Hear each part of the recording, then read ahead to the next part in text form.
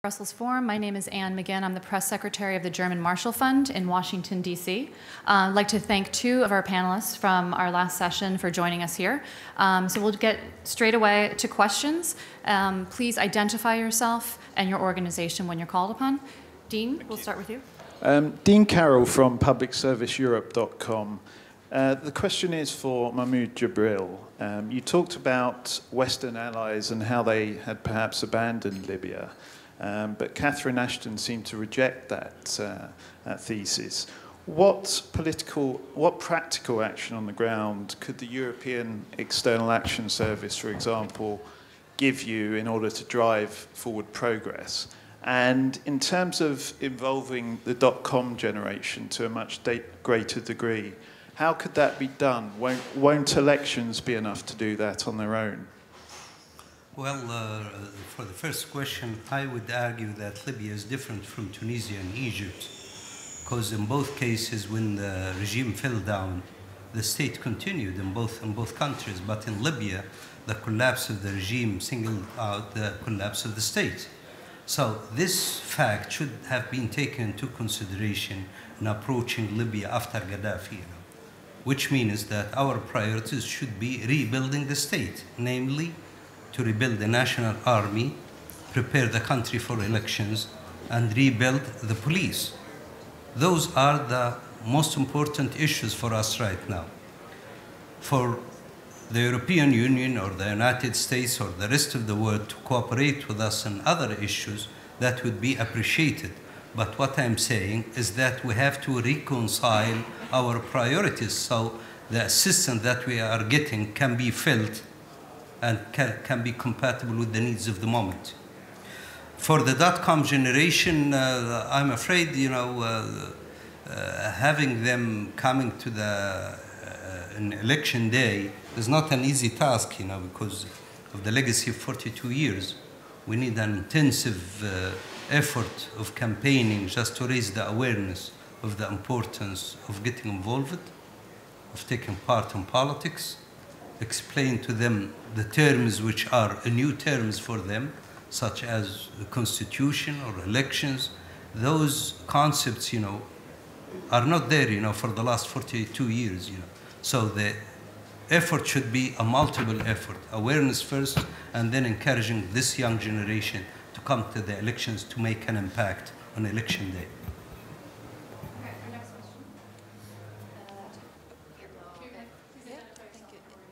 Is it on? Ekaterina Karaseva, RTTV, Brussels Bureau. I'd like to ask a question to both speakers. Mr. Jibril, you mentioned that the revolutionary movement will win. Is Bahrain the case as well? And in your view, do the events in Bahrain, the recent escalation of protests, call for more international reaction? Thank you. Well, I think Bahrain is a little bit different from the cases in the four other countries, First of all, it's basically a sectarian revolt. It's not a popular uprising, This not to say that it's not legitimate or that their demands or rights are not legitimate. Yes, they have legitimate demands to be treated as equal citizens. What I'm saying is that the case is a little bit different from the other cases, I think with some modifications in the political agenda of King Abdullah, I think they can accommodate those sectarian rights and Bahrain can enjoy some stability again. I would echo the perspective that each one of these is different, and so it's hard to apply just one template or cookie-cutter approach, and I would echo the observation that each one is different. One trend, though, that you see is in many of these cases people moving towards freedom and democracy. In some cases, the current regime resists that. Other cases, they're willing to at least incrementally move towards it. In other cases, it erupts more dramatically and precipitously, as we saw in Tunisia and other places. But the situation in Bahrain, I think, is at the point where the international community can continue to encourage reform and openness and movements towards freedom, but it's not the same or at the same stage as some of the other countries. Hi, Terry Schultz, freelance with NPR and CBS News. A question again for both speakers. Mr. Jibril, last night the Syrian opposition told us that they feel that it's an unfair characterization of their movements, that they are disorganized and disunited, and that that the Libyan opposition was much the same way until the United States took a clear interest and went in and helped organize them. Do you think that that's a fair comparison, and that that in fact, if the U.S. took a more hands-on approach with organizing the opposition, that would make a big difference, and also be more fair, give them a better chance of gaining international support? And for the governor, do you think that the Syrian people have any hope whatsoever of gaining more traction as an issue in the United States, especially in an election year with few interests, national interests in Syria under any circumstances? Is an election year just a hopeless situation? I know as a foreign affairs journalist, it's tough to get stories on.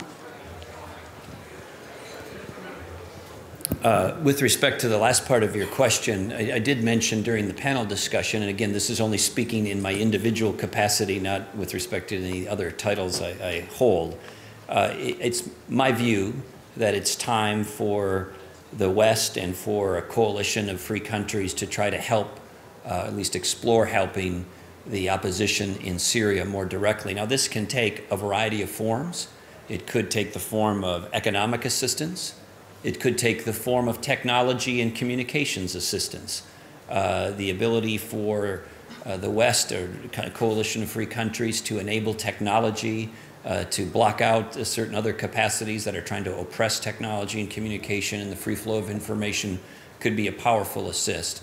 And in my view, I think it's also time to consider some other direct assistance in terms of the opposition's capability to fight militarily. I don't think that should include boots on the ground, but as we've seen throughout history, there are other ways that can be helpful to that effort, and I'll leave the rest of it for my comments on the panel. In terms of your question on unity of the opposition in Syria or in other places, you know, complete unity or perfect unity hasn't always been a prerequisite to assisting those who yearn for freedom and democracy.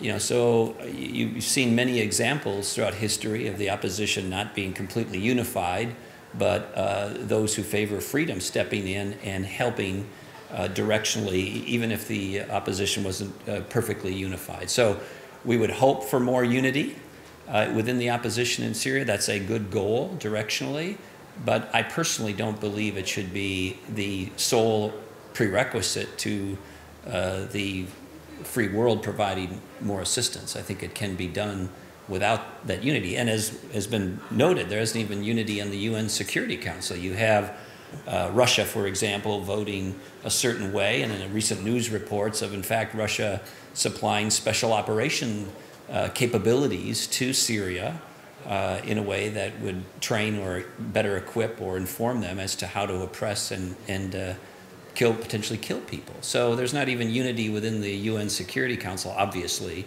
but on the ground, I don't think that perfect unity within the opposition is necessarily a sole prerequisite to providing assistance. Well, first of all, let me say that it's not true at all that the United States has helped organize the TNC. Nobody, and I mean nobody, has helped organize the TNC. It was a Libyan effort. It was a Libyan-made 100%. And I can recall the first 2-3 meetings with the United States officials. The core of that meeting was trying to introduce the TNC to the United States. So it's an outrageous accusation in the Syrian part to say that it was organized by the United States or anybody for that effect. What I'm saying is that our Syrian brothers need unity, and I know what I'm talking about. Unity is needed more when there is no adequate international support, because the impact of that unity will be felt the most, you know. When you have an international support, even if you don't have absolute unity, a perfect unity, still you can compensate from other sources of support, you know. But your unity is your main source of support right now. So you can rally behind you all popular support from the Syrian people. You can talk to the people, to the outside world in one voice, and this is very crucial, to have an impact on the ground. I'm afraid we only have time for one more question. Yeah, it's Lawrence Norman at Dow Jones and Wall Street Journal. Question for Governor Pawlenty. You didn't mention the possibility of bombing Syria, which I know is something that Senator McCain has talked about. Would you consider that to be taking US intervention a little too far at this point, or is that something you'd add to the list?